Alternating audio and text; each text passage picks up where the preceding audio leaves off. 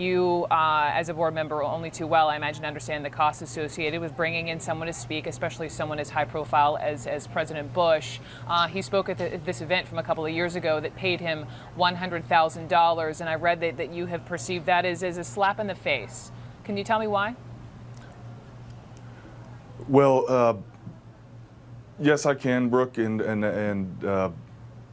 with the fact that President Bush was down there helping us raise money, that's terrific. What I don't agree with, though, however, is the fact that he accepted a $100,000 payment, which they describe as a discounted honorarium. I understand that he's in great demand, but as commander-in-chief, you've got to put some things as priority before money and before payment, and that's the fact that you are ultimately our commander-in-chief and our leader, and we expect our leaders to lead from the front, and I just see it as a bad judgment call.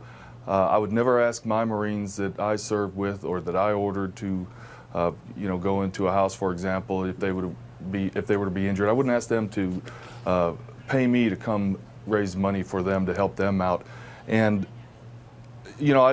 that's just one thing I may disagree with about President Bush's actions with this organization, but bigger than that and beyond that is the fact that veterans in general around the country are being exploited and monetized and objectified by these nonprofit organizations that are operating under the guise of caring. And in particular, in my case and dozens of other veterans, the organization helpingahero.org and the chairman and founder Meredith Eiler have contributed greatly to adding stress and taking advantage of us and causing many hardships, and not just my story, but many other veterans can testify to that.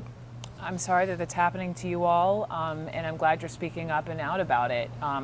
With regard to the president, you mentioned this discounted speech, and you're right. Apparently he did cut his fee for this group to speak down from $250,000 down to $100,000. Not to mention that the head of this group said that he did help raise record funds for several years. Does that, in your mind, does that account for something for the president? Well, it's great that just his name by itself was able to raise money for the organization and his presence. But what I disagree with, and I know a lot of people justify the actions of paying the president, with the fact that they were able to raise a certain dollar amount of money, but that's a moot point. The point here is that a leader should not charge to speak on behalf of the men that he sent into combat at any level, let alone the commander-in-chief. And I don't mean to bash President Bush. I've met him before. I personally like the man. I may not agree with everything that went down in his presidency, but my job was to be a Marine, and I love that job, and I consider it an honor to have served under him as commander-in-chief.